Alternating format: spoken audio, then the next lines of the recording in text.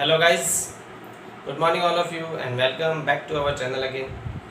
हम डिस्कस कर रहे थे 15th चैप्टर न्यूक्लियर फिजिक्स के बारे में और लास्ट क्लास में हमने बात करी थी अल्फा क्षय यानी अल्फा डी की। क्या होता है, किसी भी भारी नाभिक में से जिनकी द्रव्यमान संख्या 210 से ज़्यादा हो, ऐसे किसी भारी नाभिक में से जब कोई अल्फा कण उत्सर्जित होता है तो इस प्रोसेस को अल्फा डी के यानी अल्फा क्षय कहते हैं और उसके साथ ही एक नए प्रकार के नाभिक का निर्माण भी होता है। इस पूरी प्रोसेस में हमने ये देखा था कि जो पेरेंट नाभिक है हमारे पास, मूल नाभिक, उससे एक नया नाभिक बनता है जिसकी परमाणु संख्या जो है वो तो 2 कम होती है और द्रव्यमान संख्या 4 कम होती है। साथ ही एक अल्फा पार्टिकल निकलता है जो हीलियम का नाभिक होता है और इस पूरी प्रोसेस में ऊर्जा रिलीज होती है जिसे विघटन ऊर्जा यानी डीके एनर्जी कहते हैं। इम्पोर्टेंटली हमने ये पढ़ा था कि मोस्ट ऑफ दी जो डीके एनर्जी है, विघटन ऊर्जा, वो अल्फा पार्टिकल को मिलती है और कुछ पोर्शन जो है वो इस वाय नाभिक को मिलती है और इसकी वजह से इसकी गतिज ऊर्जा ज़्यादा होती है जो लगभग विघटन ऊर्जा के बराबर आती है। हमने देखा था अगर 5 मेगा इलेक्ट्रॉन वोल्ट विघटन ऊर्जा हो तो उसमें से लगभग 4.5 मेगा इलेक्ट्रॉन वोल्ट विघटन ऊर्जा का भाग तो इसको मिल जाता है और बाकी रिमेनिंग 0.5 मेगा इलेक्ट्रॉन वोल्ट इस नाभिक को मिलता है। ये सारी हमने चर्चा करी थी। आज हम इसी को और थोड़ा आगे डिस्कस करेंगे। तो हम जो पढ़ रहे हैं इस टॉपिक वो है अल्फा डीके यानी अल्फा क्षय। अब इसमें इम्पोर्टेंट मैंने कुछ बातें लिखाई थी, वो ये है कि इस पूरी प्रोसेस में आवेश भी संरक्षित रहता है, न्यूक्लियॉन्स की संख्या भी संरक्षित रहती है और संवेग भी संरक्षित रहता है। इसका हमने एक एग्जाम्पल जो देखा था वो मैंने लिखा था यूरेनियम का। 92 यूरेनियम 238 से जब अल्फा डीके होता है तो थोरियम बनता है। थोरियम 90 234 प्लस एक अल्फा पार्टिकल यानी 2He4 और प्लस इसमें विघटन ऊर्जा निकलती है। क्लियर? अब यहाँ पर दिमाग में एक क्वेश्चन आता है कि सर नाभिक से अल्फा पार्टिकल ही क्यों निकलता है? प्रोटॉन और न्यूट्रॉन भी तो इंडिविजुअल निकल सकते हैं और उस प्रक्रिया के दौरान भी नाभिक क्षयित हो सकता है, लेकिन अल्फा क्षय में नाभिक में से, भारी नाभिक में से अल्फा पार्टिकल ही क्यों निकलता है, प्रोटॉन या न्यूट्रॉन क्यों नहीं निकलता? तो क्वेश्चन ये है कि प्रोटॉन या न्यूट्रॉन क्यों नहीं निकलते, केवल अल्फा पार्टिकल ही क्यों निकलता है? तो मान लेते हैं कि किसी अल्फा क्षय में नाभिक में से प्रोटॉन या न्यूट्रॉन निकल जाता है, तो उस स्थिति में क्या होगा कि पेरेंट नाभिक में से नया नाभिक बनेगा वाय और उसके साथ या तो प्रोटॉन निकल जाए या फिर हम ये माने कि नया नाभिक बनेगा इसके साथ न्यूट्रॉन निकल जाए। ये 2 कंडीशन अपन मान लेते हैं। लेकिन इस पूरी प्रोसेस में होगा क्या कि हमारे पास जो उत्पाद का कुल द्रव्यमान आएगा, उत्पाद मतलब जो बनने वाला नाभिक है और जो प्रोटॉन है, या फिर जो बनने वाला नाभिक है और न्यूट्रॉन है, यानी हमारे पास Y+P बनने वाले नाभिक और प्रोटॉन का द्रव्यमान या फिर बनने वाले नाभिक और न्यूट्रॉन का जो द्रव्यमान होगा वो हमेशा ही इस X यानी मूल नाभिक से ज़्यादा होगा। अगर किसी नाभिक में से अल्फा कण निकलने के बजाय प्रोटॉन या न्यूट्रॉन निकले तो जो उत्पाद होंगे उनका द्रव्यमान इस नाभिक से ज़्यादा होगा, मूल नाभिक से। ये क्यों होगा? क्योंकि हम पढ़ चुके हैं कि किसी भी नाभिक का द्रव्यमान उसके संघटक यानी प्रोटॉन और न्यूट्रॉन के द्रव्यमान से हमेशा कम होता है और इसे हमने द्रव्यमान में क्षति कहा था। पढ़ चुके हैं हम इसके बारे में, द्रव्यमान स्पेक्ट्रोग्राफी से हमें ये पता चलता है।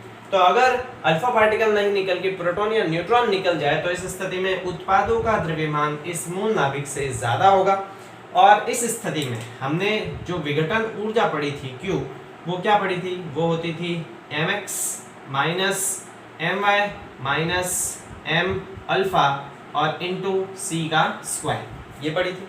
तो इस स्थिति में अगर इस x वाले का द्रव्यमान उत्पाद के नाभिक से या उत्पाद से कम होगा, मतलब ये वाली वैल्यू तो होगी माइनस में छोटी और ये वाली वैल्यू होगी बड़ी, तो इस स्थिति में जो विघटन ऊर्जा आएगी उसका मान 0 से कम आएगा, यानी विघटन ऊर्जा नेगेटिव आएगी। गाइस क्या आएगी? नेगेटिव। और अगर विघटन ऊर्जा का मान नेगेटिव आएगा यानी कि ये पूरी प्रोसेस जो है वो स्वतः नहीं हो पाएगी, ये प्रोसेस ऑटोमेटिक नहीं होगी, ये प्रोसेस स्वतः नहीं होगी। ठीक है, तो इस हिसाब से यहाँ पर प्रोटॉन और न्यूट्रॉन का जो उत्सर्जन है वो पॉसिबल नहीं हो पाता, क्योंकि अगर प्रोटॉन और न्यूट्रॉन निकलेंगे उस स्थिति में जो विघटन ऊर्जा आएगी वो नेगेटिव आएगी, और विघटन ऊर्जा नेगेटिव का मतलब ये अल्फा क्षय की पूरी प्रोसेस जो है वो स्वतः नहीं हो पाएगी, इसे हमें ऊर्जा देनी पड़ेगी बाहर से, जबकि ऐसा होता नहीं है। हम क्या देखते हैं कि भारी नाभिक स्वतः ही अपने में से विकिरणों का उत्सर्जन करते हैं और जिसी को हमने रेडियो एक्टिविटी कहा था। तो इसलिए प्रोटॉन और न्यूट्रॉन का यहाँ पर उत्सर्जन पॉसिबल नहीं है। क्यों पॉसिबल नहीं है? क्योंकि इस स्थिति में उत्पाद का जो द्रव्यमान होगा, कुल द्रव्यमान, वो हमेशा मूल नाभिक से ज्यादा होगा, और अगर ऐसा हुआ तो जो विघटन ऊर्जा है वो 0 से कम यानी नेगेटिव होगी, और अगर विघटन ऊर्जा नेगेटिव होगी तो इस स्थिति में ये प्रोसेस स्वतः पॉसिबल नहीं हो सकती, जबकि ऐसा होता नहीं है, ये प्रोसेस स्वतः होती है। तो इसलिए यहाँ पे प्रोटॉन और न्यूट्रॉन का उत्सर्जन संभव नहीं होगा। क्लियर है गाइस? तो ये फर्स्ट जो डाउट था ये हमने डिस्कस कर लिया कि क्यों यहाँ पे प्रोटॉन और न्यूट्रॉन का उत्सर्जन संभव नहीं है और क्यों यहाँ पे केवल अल्फा पार्टिकल का उत्सर्जन संभव है। क्योंकि अल्फा पार्टिकल हीलियम का नाभिक होता है और नाभिक का द्रव्यमान प्रोटॉन्स और न्यूट्रॉन्स के इंडिविजुअल द्रव्यमान से कम होता है। इस स्थिति में यहाँ पर जो उत्पाद के बनेंगे उनका द्रव्यमान इस x के द्रव्यमान से कम होगा, जिससे यहाँ पर ये वैल्यू जो है वो पॉजिटिव आएगी और ये प्रोसेस स्वतः हो जाएगी। क्लियर? इसके अतिरिक्त दूसरी बात हम डिस्कस कर लेते हैं, समझते हैं। यहाँ पर जो मूल नाभिक है, उस मूल नाभिक में से जब अल्फा क्षय होता है, यानी जब अल्फा पार्टिकल निकलता है और उसके साथ ही जब कोई नया नाभिक भी बनता है, तो बनने वाला नया नाभिक भी स्वयं रेडियो एक्टिव हो सकता है। यानी ये तो रेडियो एक्टिव है ही, मतलब इसमें से तो विकिरण उत्सर्जित हो ही रहे हैं, अल्फा विकिरण या बीटा विकिरण। इससे जो नया नाभिक बनेगा वो नया नाभिक स्वयं भी रेडियो एक्टिव हो सकता है, और इस नए नाभिक में से भी या तो अल्फा क्षय पॉसिबल हो सकता है या बीटा क्षय पॉसिबल हो सकता है। ठीक है? तो बनने वाला नया नाभिक स्वयं भी क्या हो सकता है? रेडियो एक्टिव हो सकता है। तो मैं यहाँ पे पॉइंट लिख देता हूँ कि अल्फा डीके में मूल नाभिक, अल्फा डीके में मूल नाभिक से बनने वाला नया नाभिक स्वयं भी रेडियो एक्टिव हो सकता है।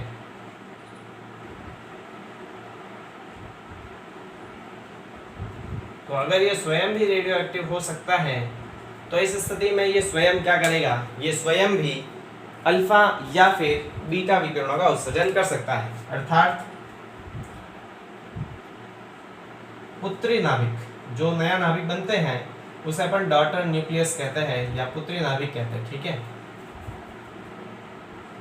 डॉटर नाभिक भी अल्फा या फिर बीटा विकिरणें उत्सर्जित कर सकता है। अल्फा या बीटा विकिरणें उत्सर्जित कर सकते हैं। तो क्या डिस्कस किया कि अल्फा क्षय में मूल नाभिक से अल्फा पार्टिकल निकलता है और एक नया नाभिक बनता है। ये नया नाभिक स्वयं भी रेडियो एक्टिव हो सकता है, और अगर ये रेडियो एक्टिव होगा तो ये खुद भी अल्फा या बीटा विकिरणों का उत्सर्जन कर सकता है। अब इस पूरी प्रोसेस में हमारे पास 4 पॉसिबिलिटीज बनती है। कौन कौन सी? हमारे पास अगर मूल नाभिक की द्रव्यमान संख्या 4n का पूर्ण गुणज है तो नया नाभिक या इससे आगे बनने वाले सारे ही नाभिक जो है वो भी 4n के पूर्ण गुणज होंगे। मैं इसको पहले लिख लेता हूँ, फिर हम इसको समझ लेते हैं। तो पॉइंट क्या है कि मूल नाभिक की द्रव्यमान संख्या, मूल नाभिक की द्रव्यमान संख्या a यदि 4n की पूर्ण गुणज है, 4n की पूर्ण गुणज है, तो आगामी समस्त नाभिकों की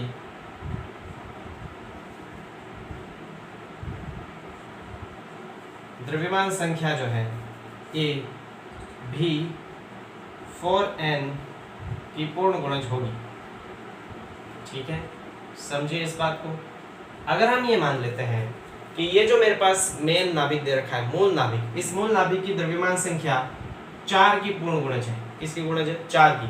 तो इसके बाद में जो भी नए नाभिक बनेंगे, y फिर z फिर b c, जो भी नए नाभिक बनेंगे उन सभी नाभिकों की द्रव्यमान संख्या भी 4n की भी पूर्ण गुणज होगी। ठीक है? इसके एग्जाम्पल की अगर हम बात कर ले तो इसका एग्जाम्पल है थोरियम से लेड बनना। ठीक है? देखिए थोरियम जो है उससे लेड बनने की जो प्रोसेस है, लेड, वो इसका एग्जाम्पल है, क्योंकि थोरियम की अपन बात करें इसका परमाणु क्रमांक होता है 90 और इसकी द्रव्यमान संख्या होती है 232, तो 232। और इससे लेड बनने की जो प्रोसेस होती है गाइस, लेड बनने की प्रोसेस, तो इसकी अपन बात करें थोरियम से लेड बनने की प्रोसेस, तो लेड का होता है 82 और इसकी द्रव्यमान संख्या होती है 208। थोरियम एक रेडियो एक्टिव सब्सटेंस है। इस रेडियो एक्टिव सब्सटेंस की अगर हम द्रव्यमान संख्या की बात करें 232 है। देखिए यहाँ पे ये 232 4 का पूर्ण गुणज है, मतलब 4 में इसका पूरा पूरा भाग जाता है। तो अगर किसी भी मूल नाभिक की द्रव्यमान संख्या 4 का पूर्ण गुणज है तो इससे जो भी नया नाभिक बनेगा, भले वो दूसरी बार में बने, तीसरी बार में बने, जो भी नया नाभिक बनेगा उसकी द्रव्यमान संख्या भी 4 की ही पूर्ण गुणज होगी। यहाँ पे हम क्या देखते हैं, 232 में 4 का पूरा पूरा भाग जाता है, तो इसमें भी 4 का पूरा पूरा भाग जाएगा। मतलब अगर मूल नाभिक जो है, यहाँ पे मूल नाभिक लिखना था तो यहाँ पे लिख देता हूँ मूल नाभिक। मूल नाभिक की द्रव्यमान संख्या A अगर 4 का पूर्ण गुणज है तो इससे नए जो नाभिक बनेंगे उनकी द्रव्यमान संख्या भी 4n की ही पूर्ण गुणज होगी। अगर इसमें 4 का भाग जा रहा है तो इससे बनने वाले नाभिक में द्रव्यमान संख्या में भी 4 का ही भाग जाएगा। तो इससे और क्या पॉसिबिलिटीज हो सकती है, तो यहाँ पे मैं 3 और पॉसिबिलिटीज लिख देता हूँ। मूल नाभिक लिख लेता हूँ, मूल नाभिक, और यहाँ पे आगामी नाभिक लिख लेता हूँ, ठीक है, आगामी नाभिक। तो देखिए अगर 4n का पूर्ण गुणज है तो बनने वाले नाभिक की द्रव्यमान संख्या भी 4n की पूर्ण गुणज होगी। अगर मूल नाभिक की द्रव्यमान संख्या 4n+1 का पूर्ण गुणज है तो आगामी नाभिक की द्रव्यमान संख्या भी 4n+1 की ही पूर्ण गुणज होगी। अगर इसका द्रव्यमान संख्या 4n+2 की पूर्ण गुणज है तो इसकी भी कितनी होगी, 4n+2 की। और अगर इसकी 4n+3 की पूर्ण गुणज है द्रव्यमान संख्या, तो इसकी भी 4n+3 की ही पूर्ण गुणज होगी। समझिए, इनके एग्जाम्पल भी हम यहाँ पे लिख देते हैं इनके सामने, ठीक। जैसे हम 4n+1 की पूर्ण गुणज की बात करें तो ये होता है नेप्टूनियम से बिस्मिथ बनना, ठीक है। नेप्टूनियम से बिस्मिथ बनने की जो प्रोसेस है, तो नेप्टूनियम का द्रव्यमान परमाणु क्रमांक 93 और यह आ जाएगा 237, यह आ जाएगा बिस्मिथ का 83 और 209। इसी तरह से इसके एग्जाम्पल की बात कर लेते हैं, यह आ जाएगा यूरेनियम 238, 92 यूरेनियम 238 से लेड बनने की प्रोसेस, लेड है 82, 206। और तीसरे वाले के एग्जाम्पल की बात करें तो 92 यूरेनियम 235 से ये बन जाएगा वापस लेड 82, 207। तो समझिए हमने क्या लिखा, हमने ये लिखा कि अगर जो मूल नाभिक है उसकी द्रव्यमान संख्या 4 की पूर्ण गुणज है तो आगे जो भी नाभिक बनेंगे विघटन से उनकी द्रव्यमान संख्या भी 4 की ही पूर्ण गुणज होगी। अगर इसकी द्रव्यमान संख्या 4n+1 की पूर्ण गुणज है तो आगामी नाभिक की भी द्रव्यमान संख्या 4n+1 की ही पूर्ण गुणज होगी, ठीक है। अगर 4n+2 की पूर्ण गुणज है तो आगामी नाभिकों की द्रव्यमान संख्या भी 4n+2 की ही पूर्ण गुणज होगी। और ये 4n+3 की पूर्ण गुणज है तो वो भी 4n+3 की पूर्ण गुणज होगी। समझिए, जैसे नेप्टूनियम से हम बिस्मिथ बनने की प्रोसेस की बात करें, ये है 237 का मतलब इसमें 4 का भाग पूरी बार नहीं जाएगा, 4 का भाग जाएगा 236 में और एक पीछे बच जाएगा, मतलब इसकी द्रव्यमान संख्या 4n+1 की पूर्ण गुणज हुई। तो इससे आगे जो नाभिक बनेगा उसकी भी द्रव्यमान संख्या 4n+1 की ही पूर्ण गुणज होगी। कैसे, यहाँ पे देखिए 209 है, 208 में तो 4 का पूरा भाग जाता है, एक बच जाएगा यहाँ पर भी, तो ये भी क्या आएगी 4n+1। तो इसकी द्रव्यमान संख्या 4n+1 की पूर्ण गुणज है तो इसकी भी 4n+1 की पूर्ण गुणज है। दूसरी तरफ यहाँ देखिए ये है 238, इसमें पूरा भाग नहीं जाता, 236 में तो पूरा जाएगा और 36 के बाद 2 और बच जाएंगे, तो यहाँ पे द्रव्यमान संख्या किसका पूर्ण गुणज है, 4n+2 का। यहाँ पर भी देखिए 206 है, 206 में नहीं जाता, 204 में जाता है, यानी यहाँ पर भी कितना बचेगा, 2 बचेगा 4n+2। यहाँ देखिए 235 है तो इसमें किसका भाग जाता है, 232 में तो पूरा जाता है, यहाँ पर बच क्या जाएगा, 3 बच जाएगा, तो 4n+3। यहाँ पर देखिए 207 तो 204 में पूरा जाता है, तो यहाँ पर 4n+3। यहाँ पर कुल मिला के बात यह है कि मूल नाभिक की द्रव्यमान संख्या जिसका पूर्ण गुणज होगी, बनने वाले नाभिकों की द्रव्यमान संख्या भी उसी का पूर्ण गुणज होगी। क्लियर है गाइस? तो इन एग्जाम्पल का आप स्क्रीनशॉट ले लीजिए और अपने फेयर काम में ये भी लिख लीजिएगा। क्लियर? ठीक है गाइस, तो आई होप आपने ये लिख लिया होगा और बहुत अच्छी तरह से समझ भी लिया होगा। अब हम इसको रफ कर देते हैं और नए टॉपिक को डिस्कस करते हैं। इसी में अल्फा डीके का लास्ट एंड फाइनल टॉपिक हम डिस्कस करते हैं गैमो के सिद्धांत के बारे में। ठीक, चलिए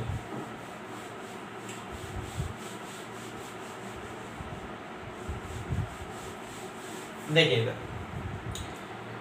यहाँ पर हम ये देखते हैं कि जो भी भारी नाभिक अल्फा क्षय दर्शाते हैं, मतलब अल्फा कणों का उत्सर्जन करके क्षयित होते हैं, उनकी जो हाफ लाइफ है, उनकी जो अर्धायु काल है, वो अलग अलग होती है। जैसे हम एग्जाम्पल की बात करें, यूरेनियम 238 की अगर बात करें, 238 उसकी अर्धायु काल होती है 4.5 × 10⁹ ईयर्स, मतलब बहुत ज़्यादा है।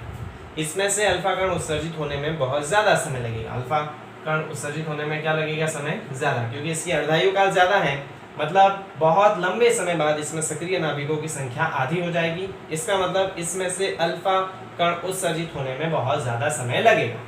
यही अगर हम बात करें 232 की, यूरेनियम 232 की, तो उसका अर्धायु काल केवल 550 सेकेंड होता है, यानी कि बहुत ही कम। तो हम क्या देखते हैं कि अलग अलग नाभिकों की जो अर्धायु काल होती है वो अलग अलग होती है। यूरेनियम 238 की 10⁹ साल है, जो बहुत ज़्यादा, मतलब इसमें से अल्फा कण उत्सर्जित होने में बहुत ज़्यादा समय लगेगा। जबकि यूरेनियम 232 की अर्धायु काल की बात करें तो 550 सेकेंड है, जो बहुत कम है, मतलब इसमें से अल्फा कण उत्सर्जित होने में बहुत कम समय लगेगा। तो ऐसा क्यों होता है? वाई। इस वाई का आंसर हम हमारे क्लासिकल फिजिक्स में नहीं देते हैं। इस वाई का आंसर हम क्वांटम मैकेनिक्स में देते हैं, जो हायर स्टडीज़ में पढ़ाया जाता है। लेकिन यहाँ पर मैं आपको एक थोड़ी सी अप्रोच ज़रूर बताऊँगा, पूरा नहीं बताऊँगा, लेकिन थोड़ा सा ज़रूर हम पढ़ेंगे कि ऐसा क्यों पॉसिबल हो सकता है। ठीक है, तो इसके बारे में हम थोड़ा डिस्कस कर लेते हैं कि अलग अलग नाभिकों की जो अर्धायु काल होती है वो अलग अलग क्यों होती है। तो इसको हम थोड़ा यहाँ पे डिटेल में डिस्कस नहीं करके थोड़ा बहुत इसमें पढ़ेंगे। हमने ये देखा था लास्ट लेक्चर में कि जब कोई भी नाभिक अल्फा क्षय करता है तो उसमें से अल्फा पार्टिकल उत्सर्जित होता है और एक नया नाभिक बनता है। विघटन की अधिकांश ऊर्जा अल्फा पार्टिकल को मिलती है, जो इसकी गतिज ऊर्जा में बदल जाती है। एग्जाम्पल के तौर पे जब अपन ने बात करी थी कि अगर विघटन ऊर्जा 5 मेगा इलेक्ट्रॉन वोल्ट थी, तो इसमें से लगभग 4.5 मेगा इलेक्ट्रॉन वोल्ट ऊर्जा जो है वो तो केवल अल्फा पार्टिकल को गई थी, और बाकी की 0.5 मेगा इलेक्ट्रॉन वोल्ट ऊर्जा केवल इस नए नाभिक को मिली थी। ठीक है, तो इस पूरी प्रोसेस में हम ये देखते हैं कि अल्फा पार्टिकल की ऊर्जा हाईएस्ट से हाईएस्ट कितनी हो सकती है? 5 या 6 मेगा इलेक्ट्रॉन वोल्ट के आसपास। जबकि नाभिक के चारों ओर एक पोटेंशियल बैरियर बनता है, एक रोधिका विभव बनती है, वो 36 मेगा इलेक्ट्रॉन वोल्ट के आसपास होता है। समझिए, मैं इसको पहले एक्सप्लेन कर देता हूँ होता क्या है। देखिएगा, हमारे पास जो नाभिक है इस तरह का, उसके अंदर पॉजिटिव चार्ज पार्टिकल है जो कि प्रोटॉन्स होते हैं, न्यूट्रॉन्स भी होते हैं। हम उनकी बात नहीं कर रहे फिलहाल, केवल प्रोटॉन्स की मैं बात करूँ तो होता क्या है कि नाभिक में धनावेशित पार्टिकल्स होने के कारण यहाँ पर इसकी सतह पर और सतह के बाहर किसी भी आवेश को लाने में हमें कार्य करना पड़ता है, और वो किया गया कार्य इसकी ऊर्जा में संचित हो जाता है, जिसे विद्युत स्थितिज ऊर्जा कहते हैं।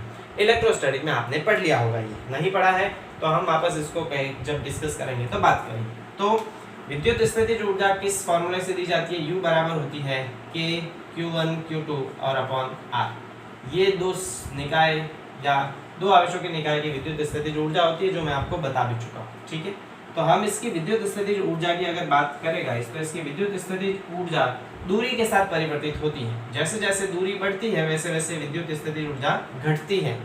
और इसकी सतह पर किसी भी बिंदु की अगर मैं बात करूं तो सतह पर हर एक बिंदु केंद्र से समान दूरी पर रहेगी। इस बिंदु की बात करूं, ये भी केंद्र से इतनी ही दूरी पर है, ये भी इतनी ही दूरी पर, तो सतह पर विद्युत स्थितिज ऊर्जा का मान नियत होता है। तो अगर मैं दूरी और विद्युत स्थितिज ऊर्जा के बीच में ग्राफ बनाऊं तो मेरे पास ग्राफ किस तरह का बनेगा? मेरे पास ग्राफ कुछ इस तरह का बनेगा गाइस, देखिए इस प्रकार का ग्राफ मेरे पास प्राप्त होता है, जहां पर ये विद्युत स्थितिज ऊर्जा जो होती है U, वो होती है K Q1 Q2 और अपॉन R। क्लियर? ये इसकी विद्युत स्थितिज ऊर्जा है। ये वाली रेंज में मान लेता हूँ R1, और यहाँ पे एक और रेंज में मान लेता हूँ, जो मान लेता हूँ मैं R2। ठीक है, ये वाले R और एक और रेंज में मान लेता हूँ, चलो ये R मान लेते हैं, और बाकी वाली R से ज़्यादा है। ठीक, ये डिस्टेंस 0 मान लेते हैं। तो हम यहाँ पे क्या डिस्कस करें वो आराम से सुन लीजिए। एक और रेंज मान लेता हूँ मैं, यहाँ पे R1 मान लेता हूँ, और मान लेते हैं ये दूरी है R2। ये तो नाभिक के अंदर वाला पोर्शन है, यहाँ R1 से लेकर R2 तक नाभिक के अंदर वाला पोर्शन मैंने माना है। ठीक है, तो अब समझिए, ये विद्युत उत्सर्जित ऊर्जा का ग्राफ बनता है। ये ग्राफ आप इलेक्ट्रोस्टैटिक में पढ़ते हो, तो मैं इस ग्राफ को नहीं डिस्कस करूंगा कि ये ग्राफ कहाँ से आया। नाभिक के कारण विद्युत उत्सर्जित ऊर्जा दूरी के साथ इस प्रकार से परिवर्तित होती है। क्लियर। अब हम क्या डिस्कस करते हैं कि अलग अलग रेडियो एक्टिव सब्सटेंस का अर्धायुकाल अलग अलग क्यों होता है। तो क्लासिकल मैकेनिक्स इसका आंसर नहीं देती है, हम क्वांटम मैकेनिक्स को थोड़ा समझने का प्रयास करेंगे, डीप में इसको नहीं समझेंगे। समझे क्या? यहाँ पर ये सिद्धांत माना जाता है कि रेडियो एक्टिव पदार्थ से इस अल्फा पार्टिकल के उत्सर्जन से पहले ये अल्फा पार्टिकल यानी हीलियम का नाभिक इस नाभिक के अंदर है, और जब ये नाभिक के अंदर होता है उस समय इस पर नाभिक का आकर्षण बल लगता है। जब ये न्यूक्लियस से बाहर आता है तब अल्फा पार्टिकल जो है वो होता है पॉजिटिवली चार्ज, और नाभिक स्वयं भी होता है पॉजिटिवली चार्ज। तो जब ये नाभिक से बाहर आता है तब इस पे आकर्षण की जगह कूलाम का प्रतिकर्षण का बल लगता है। तो दो इसमें कौन कौन से पॉइंट है? पहला कि विघटन से पूर्व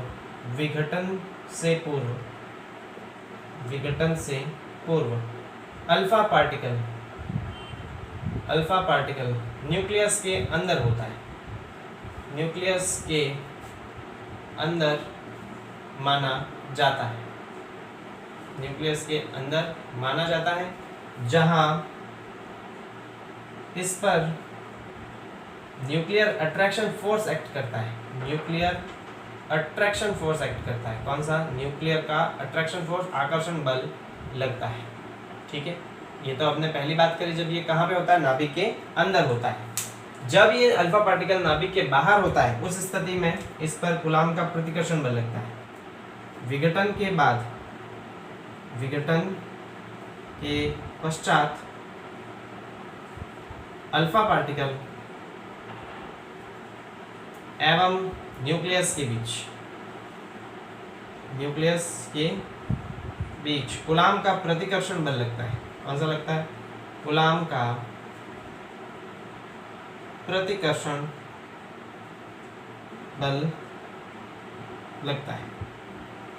ठीक है, तो दो चीजें यहाँ पे डिस्कस करी अपन ने कि जब ये विघटन से पहले अल्फा पार्टिकल रेडियो एक्टिव नाभिक के अंदर होता है तब इस पे अट्रैक्शन फोर्स लगता है, और जब ये बाहर होता है तो इस पे प्रतिकर्षण बल लगता है। इसके अतिरिक्त हम ये देखते हैं कि अल्फा पार्टिकल की एनर्जी मैक्सिमम से मैक्सिमम 5 मेगा इलेक्ट्रॉन वोल्ट होती है, जबकि नाभिक के चारों ओर विभव का जो पोटेंशियल बनता है, विभव का जो एक रोधिका विभव जो बनती है वो लगभग 36 मेगा इलेक्ट्रॉन वोल्ट के आसपास होती है। ये पोटेंशियल जो दिख रहा है आपको, ये बड़ा सा, ये इसके पोटेंशियल को दर्शाता है, नाभिक के आसपास के विभव को दर्शाता है, जो लगभग 36 मेगा इलेक्ट्रॉन वोल्ट के आसपास होती है।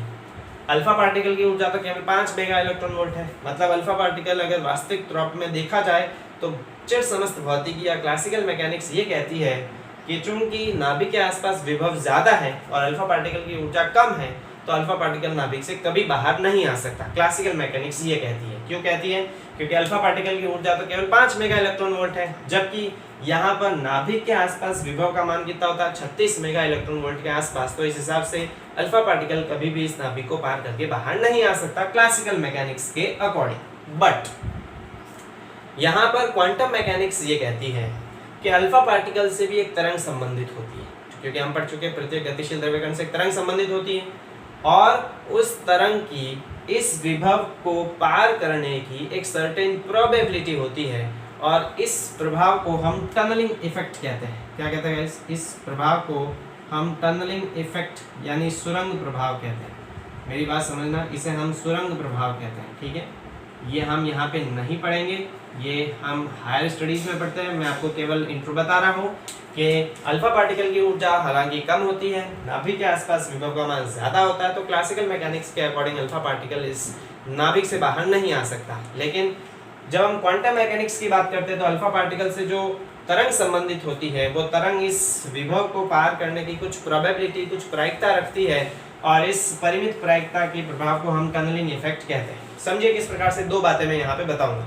अगर किसी अल्फा पार्टिकल की ऊर्जा कम है, जैसे मान लेते हैं कि किसी अल्फा पार्टिकल की ऊर्जा या विभव केवल इतना ही है, यहाँ से लेके ये वाला पोर्शन, ठीक है, ये वाला मान लेते हैं किसी अल्फा पार्टिकल की ऊर्जा है अल्फा 1, तो अल्फा पार्टिकल की ऊर्जा यहाँ पर इस पोटेंशियल से कम है। देखो यहाँ पे इसकी ऊर्जा कम है, ये पोटेंशियल ज़्यादा है, तो इस हिसाब से होगा क्या कि ये अल्फा पार्टिकल नाभिक के इस विभव रोधिका विभव से तब तक टकराता रहेगा जब तक ये इसको पार नहीं कर जाता, और बाय कैलकुलेशन हमें पता चलता है कि ये लगभग 10 की घात 38 बार इस विरोधी का विभव से टकराता है और उसके बाद ये इसको पार करके चला जाता है। ठीक है, तो यहाँ पर 10 की घात 38 बार टकराने में इस अल्फा पार्टिकल को समय ज़्यादा लगेगा और इसी वजह से हम ये देखते हैं कि किसी किसी रेडियो एक्टिव नाभिक की अर्धायु काल ज़्यादा होती है, क्योंकि उसमें उस अल्फा पार्टिकल को इस विभव प्राचीर से, इस पोटेंशियल बैरियर से बार बार टकराने में ज़्यादा समय लगता है, इसको पार करने में भी ज़्यादा समय लगेगा। इसकी वजह से उसके अर्धायु काल जो है वो ज़्यादा होता है। अगर किसी भी दूसरे अल्फा पार्टिकल की मैं बात करूँ अल्फा 2, जिसकी ऊर्जा ज़्यादा है, तो इस स्थिति में इसको कम ही विभव को पार करना पड़ेगा। देखो यहाँ पर अल्फा पार्टिकल है, इसको इतना ज़्यादा विभव पार करना पड़ेगा, तो ये बार बार इससे ज़्यादा बार टकराएगा और ज़्यादा बार टकराने के कारण इसको यहाँ से निकलने में ज़्यादा समय लगेगा, जिसके कारण इसका अर्धायु काल ज़्यादा होगा। और अगर किसी दूसरे अल्फा पार्टिकल की मैं बात करूँ जिसकी ऊर्जा थोड़ी ज़्यादा है, तो इसके लिए विभव प्राचीर की ऊंचाई कम हो जाएगी, मतलब इसको केवल इतनी सी ऊंचाई पार करना है, तो इसको इतनी बार टकराने की आवश्यकता नहीं है। ये कम बार टकराएगा और कम बार टकरा के बहुत कम समय में ही ये इस नाभिक से बाहर आ जाएगा, जिसकी वजह से किसी किसी रेडियो एक्टिव नाभिक की अर्धायु काल जो है वो कम होती है। तो यहाँ पर अर्धायु काल अलग अलग होने का मेन कारण है कि जो वेव एसोसिएटेड होती है उसकी उस विभव प्राचीर को पार करने की जो प्रायिकता है वो अलग अलग होती है। ये आप इस स्तर पे नहीं समझोगे, ये हायर स्टडीज़ की बात है गाइस। तो इस पूरे सेशन में हमने केवल और केवल अल्फा डीके यानी अल्फा क्षय के बारे में डिस्कस किया। इससे आगे वाले वीडियो लेक्चर में हम बीटा क्षय के बारे में डिस्कस करेंगे। तो मिलते हैं गाइस अगले वीडियो लेक्चर में। Thank you so much.